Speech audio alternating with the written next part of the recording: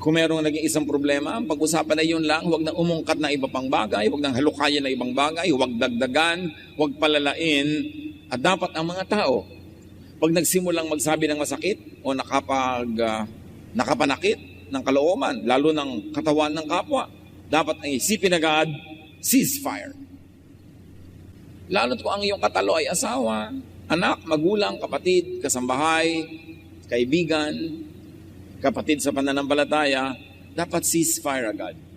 Kung minsan dumudulas ang ating bibig, may nasasabi tayong masakit, meron tayong nagagawang di maganda, pero immediately the Spirit of the Lord will remind you that it is not good. Right there and then, stop in your tracks and ceasefire. Even in mid-sentence, you can stop speaking if you know that what you're saying is not good, not edifying, not kind, not loving, un-Jesus, stop. Pag tayo may sinasabi na hindi maganda, lalo't nakakasakit sa kapwa, at bigla tayong tumigil in mid-sentence, ibig sabihin nun, ayaw nating palalain, nabigla tayo, yes, pero ayaw na nating ituloy, at ma-appreciate yun ng ating sino mang katalo. Masasabi niyang tumigil siya sa pagsasalita, ibig sabihin, ayaw na niyang ituloy pa na makapanakit. Ibig sabihin, mahalaga ako sa kanya, mahalaga ang aming relasyon sa kanya. I will appreciate na kahit nasimulan na niya ang isang sentence na hindi maganda, at least hindi na niya tinapos. And that's already a sign that you would like to make peace. Proverbs 17:11, starting a quarrel is like breaching a dam. So drop the matter before a dispute breaks out. Yung dam, alam natin, pag nasimulan yan mag-crack, hindi titigil yan hanggang hindi gumuguho at lahat ng laman na tubig ay tumapo na. Ganon din ang away. Pag nasimulan, mahirap pigilin. Kaya wag na lang simulan. At kung nasimulan na, itigil agad. Pagka ang ating katalo, kasigawan, ay lalo't mahal natin sa buhay o nagmamahal sa atin, ang dapat laging isipin ng mga anak ng Diyos, stop. Tumigil. Stop agad. Pagka meron tayong nasabi, may sasabihin pa tayo, may ibubulalas pa, pero alam mo, hindi ito magdudulot ng mabuti, stop. Lagi niyong sabihin yun, stop. It's a very decent thing, very godly thing to do, to stop. Pero sasabihin na iba, pero marami po talaga akong gustong sabihin. Dapat malaman niya. Pero galit na galit ka ngayon, stop. Magpaluwag ng dibdib, magpalamig ng ulo, pagpareho na kayong payapa, tahimik, tsaka niyo pwede pag-usapan. Sa maayos na paraan, na ang goal ng usapan ay hindi manalo, hindi makasigaw, hindi ma-outdo yung isa sa paggawa ng mali, kundi maayos ang mali. Maitama ang mali, maayos ang magulo. Yun ang goal dapat ng usapan, hindi yung magpaligsahan, mag-contest, at magpalakasan ng boses. Do not spread the infection. Sa sakit man hindi natin dapat ini-spread ang infection. Kino-contain agad para wag nang kumalat. Huwag pakalatin ang lason sa isang relasyon. Do not add needless irritation. And very importantly, kung meron kang katalo, huwag magsali ng panggulo. Dalawa kayo na hindi magkasundo, huwag na kayo magsali ng iba pa na makikisali, makikigulo. Magsasangkot ka pa na iba, tanungin mo pa kay ganun. Ganun din ang iniisip niya tungkol sa'yo. Huwag na magsali, kayong dalawa lang mag-usap. Ang mahalaga lang yung iniisip mo, iniisip niya, sinasabi niya, huwag nang magsali ng iba. Proverbs 16:28. A perverse person stirs up conflict, and a gossip separates close friends. Pag mayroong third party sa usapan, gumugulo, nako-complicate, lalong humihirap ayusin ang hidwaan. At pag mayroon tayong di pagkakaunawaan, do not needlessly talk about it with third parties. Sumama ang loob mo kay ganito, huwag mo na ikwento sa iba. May nasabi at nagawang mali yung ganong tao, huwag mo na ikwento sa iba. Kasi sasali sila sa gulo. Magbibigay sila ng dagdag nilang opinyon na lalong magpapagalit sa'yo. O kaya ipagkakalat pa nila, lalong dadami ang kasali. Hindi iyon ang paraan para ayusin ang gulo. Proverbs 11:9, with their mouths, the godless destroy their neighbors. Pag meron kayong tao na hindi nakasundo, lalo't kapamilya, kamag-anak, kasama sa trabaho, kasama sa church, kapitbahay, ang goal dapat natin ay hindi siya sirain. Ang goal dapat natin ay ayusin at buuin ang relasyon. It's very foolish to quarrel, and especially to have a prolonged quarrel with relatives. Makikita mo sila sa lahat ng lamayan, kasalan, mga handaan, mga anniversary. Imbes masaya ang pagsasama, aalis ka agad dahil darating na siya.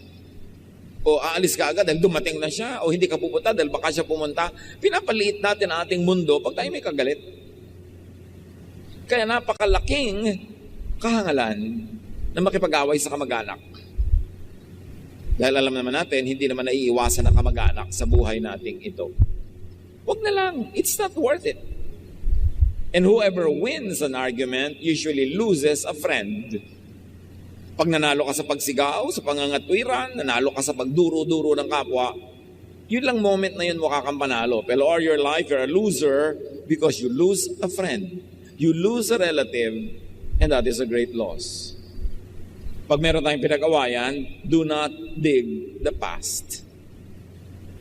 May nagawa siyang mali ngayon, yun lang ang pag-usapan para maituwid.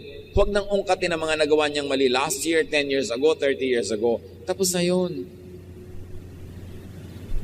Ang mga anak ng Diyos, ang mga taong matalinong gustong mag-move on, yung mga masasakit, mapapait, pinapatawad na, kinakalimutan na. At kung nakakaroon ulit ng bagong iritasyon, hindi na yun binubuhay pang muli. Kasi dumadami ang isinasama ng loob, mas humihirap magkasundo. Philippians 3:13, one thing I do, forgetting what is behind and straining toward what is ahead. Sabi niya, nililimot ko yung tapos na. Ang inaatupag ko na lang yung darating pa. At mas pangit ang nakaraan, mas dapat kong pagandahin yung kinabukasan para bumawi. Para mag-balance. Hindi ko mapangit na yung yesterday, gagawin ko pa rin pangit ang today, at gagawin kong pangit ang tomorrow, di walang bawi. Talo ka forever. So pag merong hidwaan, stick to the immediate issue. Limit the issue. Nagkulang siya sa iyo ngayon, yun ang pag-usapan nyo. Paano maitutuwid? Huwag na yung pagkukulang niya nung unang panahon. May nagawa siyang mali ngayon, yun na lang ang pag-usapan. Huwag nang ungkatin yung matagal na.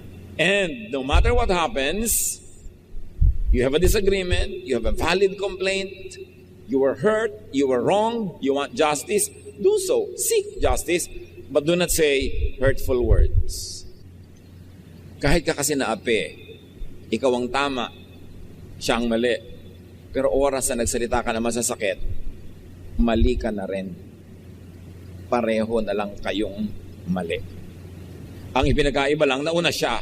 Pero sino naman ang mas recent? Ikaw. Kumisan nga, ikaw na nga yung nagawa ng mali eh. Pero pag sabi mo ng masakit, sa sobrang dabog mo, sa sobrang arte, nasakta na siya ng higit-higit sa dapat na mangyari, na ibayad niya sa kanyang utang sa'yo. Kumisan nga, kahit ikaw pa yung nagawa ng mali, ang ending, ikaw pa yung magsusorry. Kasi, sumobra ka naman ng paggaganti, ng pagtutuos, ng panunumbat. Choose your words.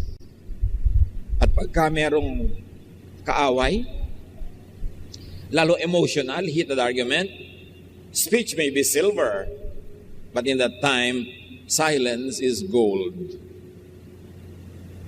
Walang hihigit na mahalagang gawin pag mainit ang ulo mo at mainit ang ulo niya, kundi manahimik.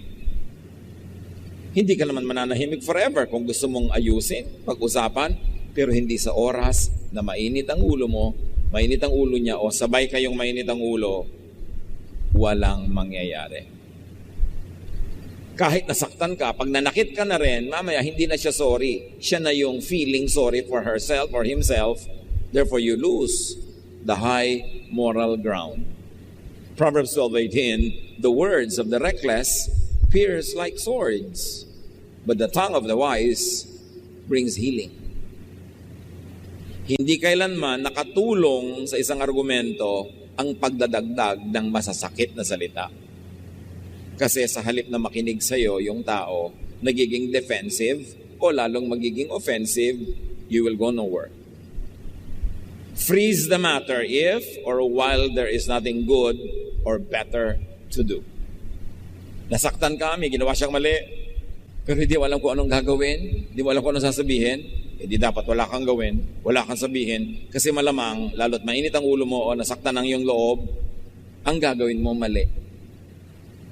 Non-speech, non-action is better than bad speech and bad action.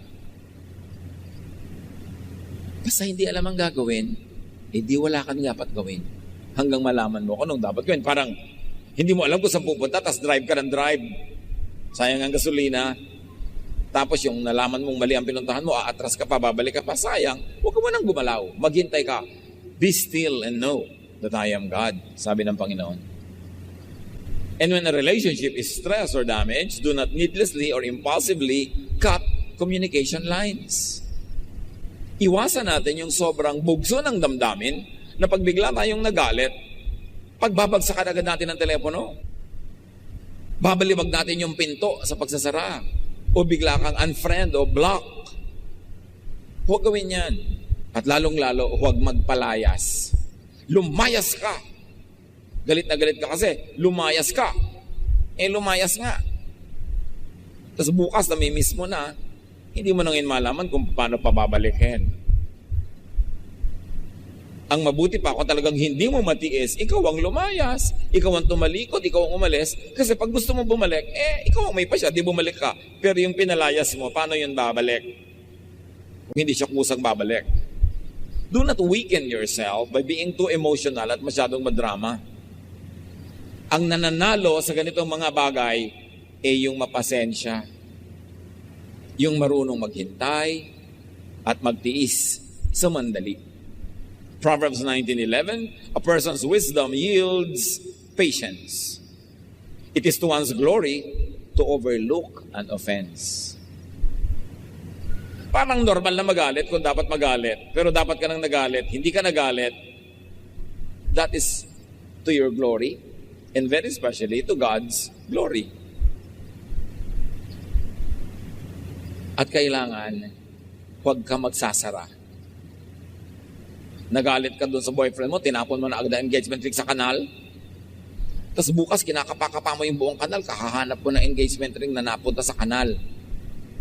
Kasi bugso lang yan ang damdamin Nagbabago din naman ang isip ng tao pag lumamig. So habang mainit ang ulo, wala kang dapat gawin.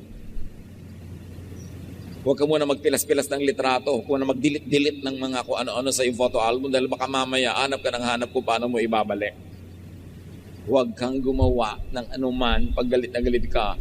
Do not burn the bridge over which you two must pass. So ang taong baka Diyos, or at least ang taong matalino, pagka siya'y nagalit at meron siyang gustong sabihin, meron siyang gustong gawin, magdabog, ang dapat niyang laging sasabihin sa sarili, stop. Tigil. Tumigil ka. Sa sarili mo, tumigil ka. Wala kang dapat gawin. Baka magsisi ka. When a situation is very hard, very difficult, you have no clear guidance as to how to proceed, freeze. Parang ulam, hindi mo pa maluto ngayon, hindi mo pa alam ang gagawin, lagay mo sa freezer, saka mo na harapin pag may oras ka na. At pagkating-kati ang iyong dila na magsalita, manglait, mangmaliit, shut up. You will be glad you did. Ang hirap-hirap yata nung may sinabi ka sa mamaya mo, sorry ha. Mahirap yun. Buti pa, huwag na lang sabihin. Keep your words nice and sweet. You don't know when you have to eat them. Very bitter, very ugly ang iyong word. Mamaya kakainin mo, mahirap lulunin.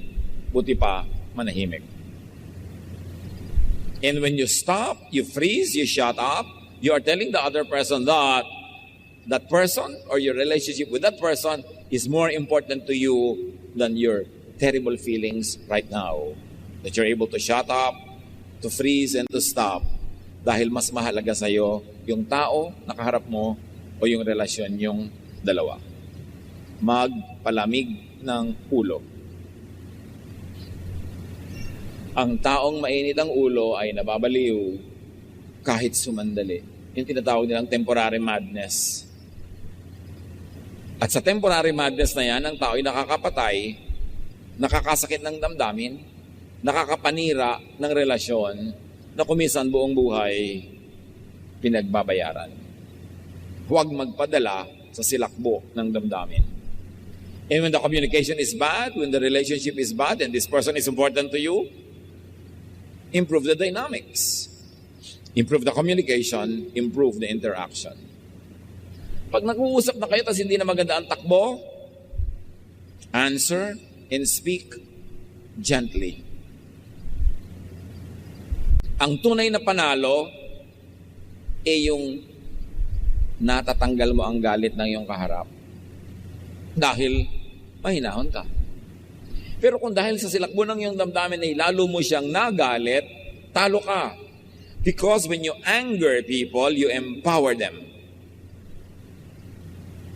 Ang sino mang galitin mo, ay binibigyan mo ng lakas na gagamitin niya laban sa iyo.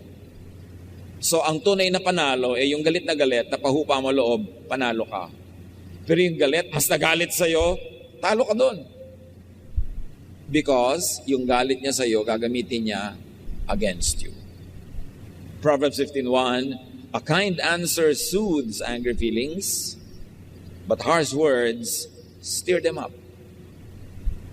Nagsalita siya, may ginawa siyang hindi maganda, ang sagot mo ay pwedeng maging fuel na ibinuhos mo sa kanyang apoy, lalong nagagablab, o ang sagot mo ay pwedeng maging malamig na tubig na ibinuhos mo sa kanyang apoy, na apula ang apoy, na wala. So anong isasagot mo? Paano ka sasagot? Kahit galit ng galit ang tao, pag ang sagot mo banayad, bigla mo siyang i-disempower, matatanggal ang galit niya. Kung sincere ka, at hindi ka nagbabait-baitan lang, yun talagang banayad ang sagot mo, mawawalan siya talaga ng lakas. Galit na galit siya, mali ka. So, pasensya ka na, talagang medyo mahina kasi ang IQ ko. And especially kung totoo nga, hindi siya magagalit sa'yo. Pero kung, bakit? Ikaw, mali ka rin. Magsusundutan na kayo, mag-espadahan na kayo, patayan kayo. Mag-asawa kayo. Magkapatid kayo. Anong panalo niyo nun?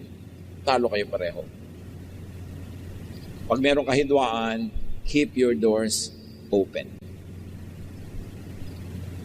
Hindi mo siya kailangan imbitahin, pero nakabukas ang pinto, alam niya, pag gusto niyang pumasok, pwede. Create a climate of non-aggression, a climate of peace where it is possible to mend fences. Nagtalo kayo, pero doon ka nakaupo sa sala, para kung gusto ka niyang kausapin, ibig sabihin nandun ka lang, pwede. Hindi yung nagkulong ka na kung saan, lumayas ka, pupunta ka sa malayo, ibig sabihin, ayaw mo makipag-usap.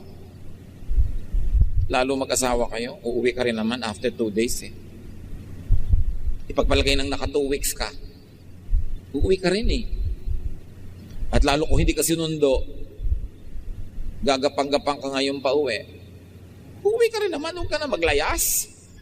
Huwag nang palalain. Ngayon, kung maglayas ka forever, walang uwian. Pero kung nag-iinarte ka lang, huwag na. Mahirapan lang kayo pareho.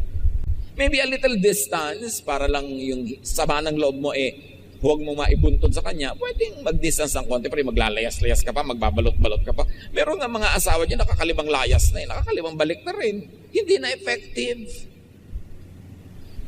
Tuwan-tuwa pa yung nilayasan, ay salamat, tahimik ngayon dito, lumayas ang asawa ko. Di wala ka na-achieve na mabuti. Ayusin. And do not express anger with impulsive words, with violent or rude action. At kung kayo, may konti ng edad, please, huwag na magdabog. Hindi bagay sa taong may edad na, yung dadabog pa. Hindi mo ba kayang ipabatid sa kanya yung unhappiness mo sa banayad na paraan? Kailangan mo talagang ihampas yung pinto, sipain yung pusa, ibagsak yung tasa, basagin ang lahat. It's a very, very immature way to express an emotion. Mas napipigil mo ang silakbo mas nakokontrol mo ang outcome ng usapan. So express anger in the most dignified way, and that is through silence. Yung paggalit na galit ka na, tatahimik ka lang. Ang class! Di ba? Kasi binabalibag mo yung bahay, tinatagal mo yung bubong, sinusunog mo yung bahay ng aso, sinisipa mo lahat ang nakasalubong mo. Parang hindi dignified. Pero yung mga kasambahay mo, kamag-anak mo, kaibigan mo, alam nila pag tumahimik ka na, galit ka na, tatahimik din sila. At pag pareho kayong tahimik, you create a climate where you can talk calmly, peacefully, para yung good resolution maabot, hindi yung nag-worsen. So articulate anger with constructive words. Hindi mo dapat sabihin na ikaw talagang laging mali ang ginagawa mo. Pwede mo na sabihin, alam mo, hindi ko nagustuhan yung ginawa mo kahapon. Gusto ko yung ginawa mo last week. Gusto ko yung ginawa mo last month. Pero yung ginawa mo kahapon, hindi ko gusto. Pati mapag-uusapan nyo kasi yung kahapon lang na dinidiscuss mo at sinasabi mo rin namang may nagagawa rin siyang mabuti. Hindi generalize mo na talagang ikaw wala kang ginagawang mabuti. Mag-aaway na kayo kasi defensive na siya. Limit the scope of the topic. At kung mo sasabihin, anak, ayaw na ayaw ko talaga sa'yo. Pwede mo sabihin, anak, ayaw na ayaw ko sa ginagawa mo na pinag-aalala mo ko dahil pag namamotorsiklo ka, tumatayo ka pa, may pinapaikot ka pang platito sa mga daliri mo, hindi ka naman sirkero from China. Nagwo-worry ako. O di alam niya, yun lang ang problema. Hindi sabihin, wala ka nang ginawang mabuti. Generalize ka. Yung tao, nagiging defensive. Articulate with constructive words and without making the other person angry too. Pag galit kayo, at yung kausap nyo, nagalit nyo rin, talo kayo. Kasi walang taong galit na nakikinig. Ang taong galit, ang number one niyang impulse, self-protection. Ipoprotect niya ang sarili niya sa sinasabi niyo, wala siyang tatanggapin. O kaya, babalik na rin niya kayong aatakihin niya para tumigil kayo ng kaatake sa kanya. So pag nagalit niyo ang kausap, walang mabuting mararating. Talk to people, talk about your problem, talk about your concerns to win, not to lose. And the only way to win over an enemy is to turn him into a friend. Ang tunay na pananalo lang pag meron kang katalo, yung naunawaan niya ang point mo at nagbago siya, nag-improve siya, masaya ka. Pero pag nagalit mo siya, hindi ka winner. Huwag sumigaw pag merong kausap. Kasi walang nakikinig sa sumisigaw. Mamamalat ka, mapapaos ka, but you achieve nothing. And very importantly, pagkapareho na kayo nagkakasamaan ng loob, send peace feelers. Send ambassadors. Very effective, send offerings. Regaluhan mo. Padalan mo na isang bagay na alam mong gusto niya at alam niyang sincere ka. Hindi ka lang namumuliti ka, it will always work. Nagtampo sa iyong biyanan mo, padalan mo ng bagong refrigerator. Ayaw pa, padalan mo ng kotse. Diba? Ayaw pa, i-manicure mo, i-pedicure mo. Maglulubag din yun. Pero yung chichisbis-bis sa kapitbahay, yung kapitbahay makakarating sa kanya, lalala ang gulo. Philippians 4:2-3, you belong to the Lord, so I beg you to stop arguing with each other. And my true partner, I ask you to help them. May mga nag-aaway. Sabi ng writer, kayong dalawa nag-aaway, nasa Panginoon kayo, tumigil kayo. At kayo naman, mga partner ko, mga kapatid natin, tulungan nyo yung dalawa nag-aaway, pagkasunduin nyo. Pagsasali tayo sa away, dapat ang naging contribution natin, nagkasundo sila, hindi lalong nag-away. Be an ambassador of peace. Mga nanay, nagtatampo ang mga anak nyo kay tatay, speak for the tatay. Alam nyo anak, ang tatay nyo ganito lang naman pero mahal na mahal ng tatay nyo, itong ginagawa ng tatay nyo sa inyo, bla bla bla. Hindi yung kakampihan mo pa yung anak mo. Pagka may reklamo si A kay B, sabi mo, alam mo, may point ka rin na sumama ang loob kay A pero hindi naman siya all bad ha. May ginagawa nga siyang mabuti sa'yo. Yung iba doon, alam mo, yung iba hindi mo alam. So ipapaalam ko sa'yo para malaman mong marami siyang mabuting hangarin para sa'yo. Pag may nagsusumbong sa atin, dapat pag alis nila, ang dala-dala nila is goodwill, peace of mind, and better understanding of the person they are angry with. Hindi yung lalo nating nasulsulan. Be an agent of God, not an agent of Satan. At kung may galit sa atin, mga kapatid, hanggang kaya nyo, ibigay nyo ang gusto. Ibigay nyo ang ibig. Kaya nga sabi ni Jesus, hinihingi niya ang inyong jacket, ibigay nyo na rin yung kamiseta nyo. Pinaglalakad ka ng 1 mile, 2 miles na ang lakarin nyo, kung ikaliligaya niya. Give them what they want. Habang kaya nyo. Lalo sa mga magkakapatid, nag-aagaw-agawan sa mana. Sige na, hayaan mo siya makalabang ng konti. Kung dahil lang doon, mag-aaway-away kayo. Hanggang yung mga pamangkin, mga pinsan, mag-aaway-away sa next generation. Dahil lang sa konting lupa sa kuko. Hayaan mo na, kanya na, para tahimik. Proverbs 25:21, if your enemy is hungry, give him food to eat. If he is thirsty, give him water to drink. Pag may kaaway ka at may sakit, dalawin mo. Sigurado ang pupuntahan ng relasyon nyo, peace. Biglang nasunugan, padalan mo ng mga gamit. Dahil ang paggawa ng mabuti, nagtatagumpay yan. Hindi yung kaaway mo, nadapa na, pagtatawanan mo, lalo magagalit. Makaka-recover din naman yun eh. Alam nyo ba, na pagka ang kaaway natin, o yung taong hindi nice sa atin, biglang nagkaroon ng setback, nagkasakit, nawala ng pera, nabigo, napahiya, it is the best time for you to be nice to them. Because that's the time they need kindness, they need goodness. And when you come into their lives in those weak moments, you would have made a bridge towards friendship.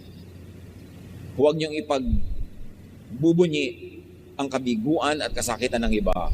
Yun ang time to be good. Pagka ang tao, maaliwalas ang buhay, mariwasa, malusog, ginawa niyo ng mabuti, na-appreciate niya yon 10 points. Pero pag down and out siya at gumawa kayo ng mabuti, 1,000 points ang appreciation niya doon. Kaya lumalaki ang value ng ating kabutihan, lalo't ang ginagawa natin hindi deserving at lalo't very needy siya. This is the way of Jesus. Kaya sabi niya, sinampal ka sa kanan, ikakaligaya mo, ibigay mo pa yung kaliwa. Total, sumakit na yung kaliwa mo, isama mo na yung kanan. Kung yun ang ikakasaya ng taong yan, hindi naman talaga literal yan. Hanapan nyo ng meaning yun. Ang ibig sabihin, kahit medyo umaabo-abuso na, kaya nyo pa naman, sige. Kung ang ending, magkakasundo kayo at mapapahupa ang kanyang galit, ibigay. Give people what they want. Give people what they need, and you will have peace. And very importantly, damage relations na, restore the relationship. Lalo kaibigan mo, ang tagal-tagal nyo magkaibigan, tapos nung nakaraang eleksyon, magkaiba kayo ng presidente, magkaaway kayo ngayon. Ang cheap nyo naman. Sayang ang pinagsamahan. Pareho naman kayo hindi kilala ng kandidato. Kung ipaglaban ninyo, akala nyo, kaulayaw nyo sa katre. Akala nyo naman kung nag-hospital kayo, dadalawin kayo ni candidate na yon, hindi naman. Bakit nag-aaway-aaway yung magkakaibigan sa political choice? Kaya nga may boto, iboto mo yung gusto mo, iboto niya yung gusto niya. Ba't kaya kailangan mag-aaway? Sayang ang friendship. At yung mga tao na nagkakaroon ng ibang religious orientation, later in life, nag-aaway pa yung dati magkaibigan. Sayang ang friendship. Ang pinag-aawayan ako, ang lubog ba o wisik ang baptism? Ang tunay na espiritualidad, hindi pinag-aawayan. Dapat ang ending nun, kapayapaan. Sayang ang mga pinag-aawayan ng tao. Walang kakwenta-kwentang pera, walang kakwentang mana, pag-aawayan ng magkapatid forever. It's not worth it. Matthew 5:9, sabi ni Jesus, blessed are the peacemakers, for they will be called children of God. At lalong-lalo na, huwag nang dagdagan pa ng pride, yung timpla ng away. Proverbs 16:18, pride goes before destruction, a haughty spirit before a fall. So kung may nakakaaway ka, pumapasok pa yung pride. Sabihin mo sa pride mo, baba. Huwag kang tumaas ng tumaas, mapapagulo buhay ko. Bumaba ka, pride. Hindi makakabuti sa akin na pataasin ka ng pataasin. At lagi, ang ating goal is to improve the relationship. It can happen only when you forgive and when you give. Philippians 2:3-4, Do nothing out of selfish ambition or vain conceit. Rather, in humility, value others above yourselves. Not looking to your own interests, but each of you to the interest of the others.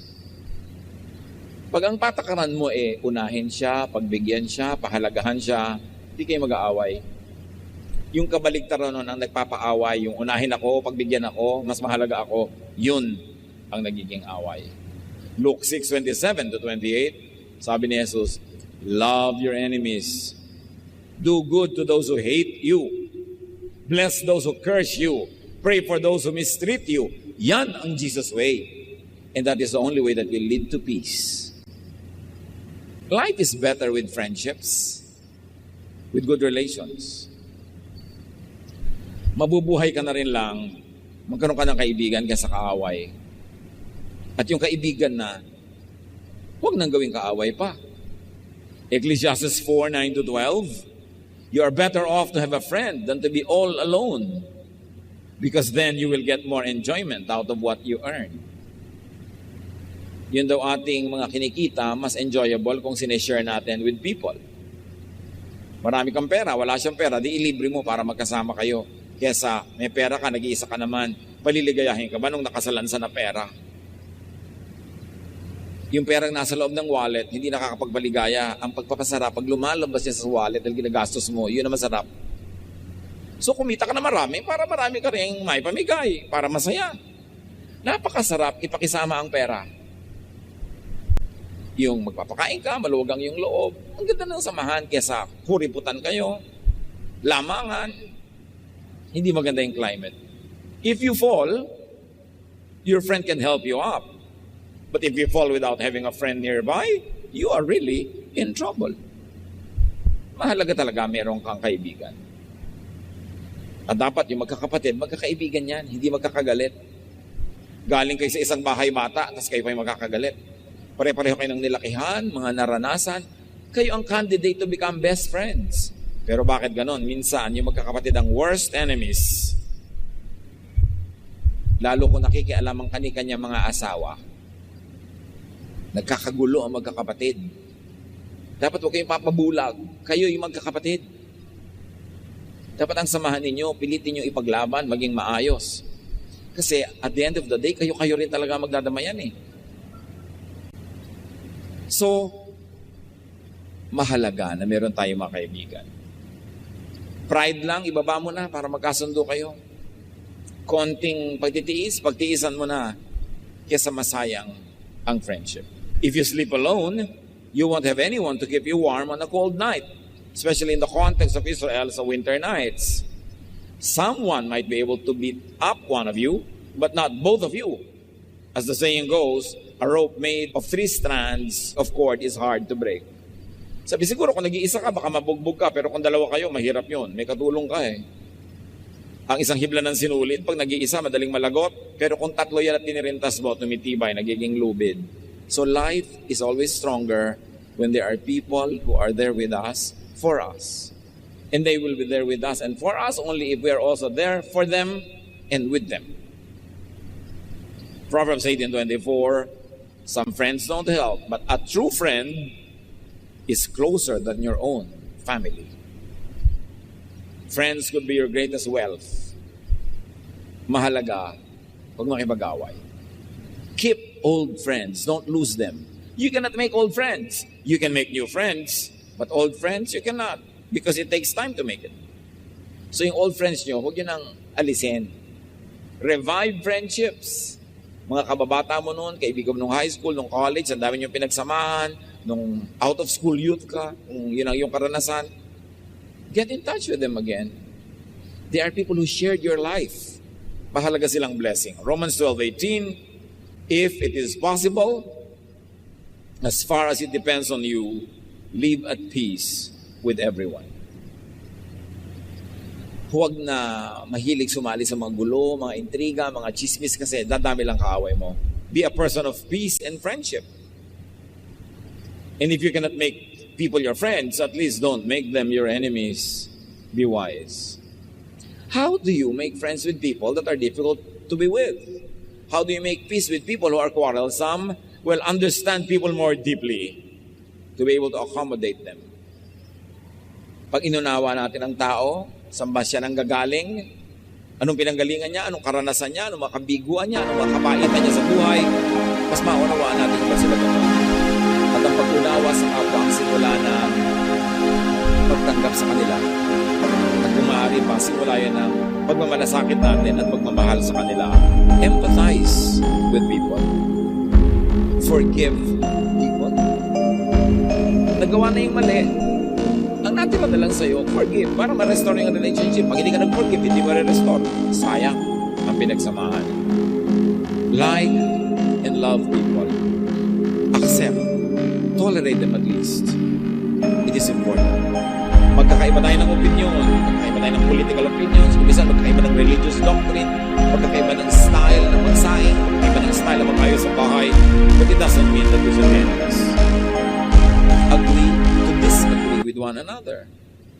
Ang nagtatagal na magkasama ay only those who agree to disagree. Yes, I disagree with you, but I agree that you disagree with me, and that's it.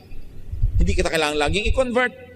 At hindi mo kailangan laging i-convert. We can live with each other na magkaibang pananaw sa iba-ibang bahagi ng buhay. Ganun talaga. 1 Peter 4:8. Above all, love each other deeply. Because love covers over a multitude of sins. Pagmahal, nabibigyan ng excuse. Kaya mahalaga yung namamahal natin ang isang tao. Romans 13:10, love does no harm to a neighbor. Therefore, love is the fulfillment of the law. Ang taong maibigin, daig ang taong sinunod ang lahat ng religious regulations. Because the true essence of the law is nothing but love. Pag may gumagawa ng mali, magtatagumpay ka lang pag ang ginawa mo sa kanya, tama, sa kabila ng kanyang pagiging mali.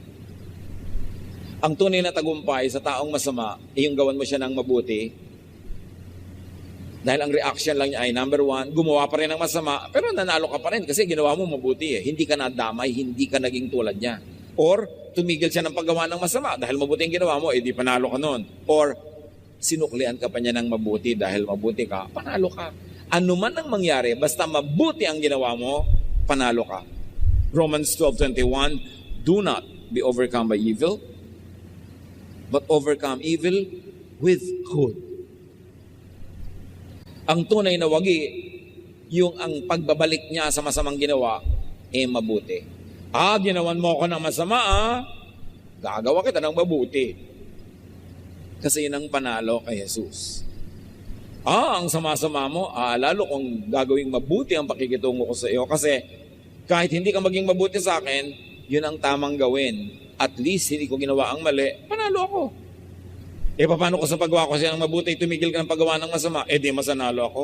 Paano pa kung sa paggawa ko ng mabuti, sinuklian mo ka ng mabuti, di sobrang panalo. So whichever way, pag maganda ang ginawa mo, pag tama ang ginawa mo, kahit anong ginagawa niya, panalo ka.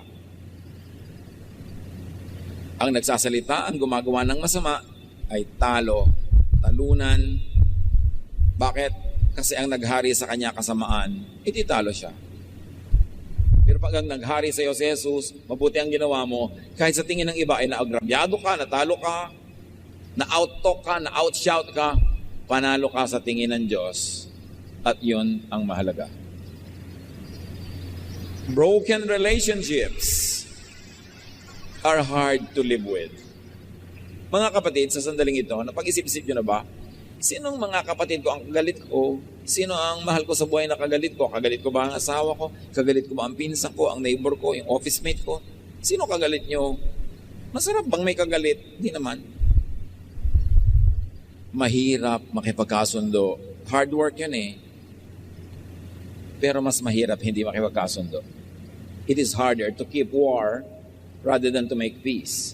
Hirap din lang at hirap. Ang gawin nyo na yung gusto ng Diyos, yung mabuti ang bunga, at yung ikaw yung magwawagi sa tingin ng Diyos. Pareho lang namang mahirap. Sabi ng matatanda noon, putik din lang at putik, tawirin at ng malapit. Mapuputikan ka rin lang naman, kahit lumayo ka, magpaikot-ikot, diretsuhin mo na para mas madali ang buhay. At tatandaan nyo ito, broken relationships lead to broken hearts. Or yung baligtad, broken hearts lead to broken relationships. Ganyan siya, nangaaway, mahirap kasama, mahirap kasundo, kasi broken siya.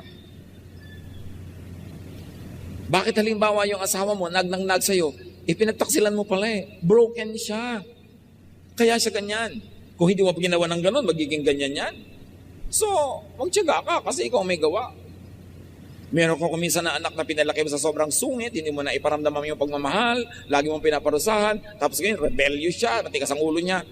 Broken siya Tayo mga kapatid, gumagawa lang tayo ng nakakasakit sa kapwa at nakakasira sa sarili kasi meron tayong inner brokenness. Kaya ang tunay na pakikitungo sa mga taong mahirap kasama, arukin mo, hukayin mo ang lalim ng kanyang buhay, ba't siya ganon? And deep within, ang makikita mo is a scared, broken, hurting rabbit. Not really a roaring lion on the outside, but a hurting rabbit. Marami sa atin nagtatapang-tapangan, nagtitigas-tigasan, kasi lang may pinagtatakpan tayong hina ng loob. Nananakit tayo sa takot nating maunahan na tayo ang masaktan. Naninigaw ka ng malakas sa takot mong ikaw ang mabully, matakot. So, behind a bully, behind a person who's difficult to be with, behind a nagging husband or wife, behind a pasaway na anak, could be a broken heart. At magkakaroon lang tayo ng malalim na solusyon kung yung broken heart ang i-address natin. And you know how a broken heart heals, it's only with the love of God. Kaya si Jesus, ang solusyon niya, unloving siya. Ang isagot mo, love. Yun ang tama. Unloving na siya, unloving ka pa rin, pareho kayo magiging hateful. Nobody wins. Restore your broken heart, if that is the heart that is broken around. Dali niyo sa Panginoon, forgive people, and move on. Kung nasaktan ka na noon, nasugatan ka na noon, hindi pwedeng araw-araw, yun na lamang ang excuse mo para ka maging irritable, para ka maging mahirap kasama dahil nasaktan ka noon. Nasaktan ka na noon, yes. So magpatawad ka na para huwag ka nang patuloy pang masaktan. Kasi minsan ka lang nasaktan, pero ito yung inaalala mo, ito yung inuungkat mo, nasasaktan ka uli, di natodoble-doble yung sakit. Yung una, iba ang sumakit sa'yo, pero habang inaalala mo, nire-reprise mo, nire-replay mo, ikaw na ang nagpapasakit sa sarili. Your only freedom from a disturbed, a hurting, a painful past is forgiveness. Because when you forgive, you heal, and you move on, you benefit. Try not to forgive. Try to be always bitter. Magalit ka, kung lumikha ka ng lahat ng gulo, di ikaw din ang lugi. Forgiveness is the way to healing. So if you have to forgive yourself, you have to forgive others, so you can be much more peaceful, you can be more relaxed, and you can be nicer to be with. Pero tandaan nyo, pag may tao ang hirap kasama, survivor siguro yon, trying to survive. So imbes na mainis kayo, magalit kayo, reach out with the love of Jesus. Love always wins, only it takes time. Bad words, bad actions of people, most of the time are cries for help. Masama ang korte ng bunganga niya kasi masama ang korte ng puso niya ngayon dahil siguro siya ay sugatan. Pag ang tao ay laging galit, laging nangaaway, it's a cry for help. It means they need help. There is something they want or need that is not in their lives. And if you could be an instrument of God to bring it to their lives, acceptance, peace, love, understanding, then you become an agent of healing. You become a peacemaker. You become a soldier of the Lord. Help others. And if it's you who need it, get help. Fighting and quarreling people are just trying to cope. Probably they are just trying to survive. Kaya sila ganon. Understand. Umunawa. At kung ikaw yung hindi nauunawaan, ipaliwanag mo sa maganda at malinaw na paraan kung ba't ka nagkakaganyan. Huwag mong daanin sa pagiging pasaway. Huwag mong daanin sa pagiging rebellious. Huwag mong daanin sa pagiging mahirap kasama. Kasi hindi ka maintindihan. Ipaunawa mo kung anong nararamdaman mo para matulungan ka talaga at nang sa gayon, magkaroon ng mas payapang buhay. Yes, there is eternity, but on this earth you live only once. Life is short. And it becomes even much worse kung may mga kaaway tayo. Kung mahal natin sa buhay at mahal tayo, be at peace with people around you. Dear Lord, teach us, Lord. Kung kami palaaway, ituro mo sa amin yung ways of peace. Kung kami yung laging inaaway, ginugulo, turuan mo kami to be loving and understanding. At nang sa ganon, ang magwagi kayo, hindi si Satan. Ang manalo is the way of God, not the way of the devil. Make us agents and instruments of peace. Pagbulay-bulayan natin ang kahulugan ng mga ito sa ating mga personal na buhay, manatili sa presensya ng Panginoon, manahimik sumandali, and hear the voice of God as the Spirit helps us to apply this in our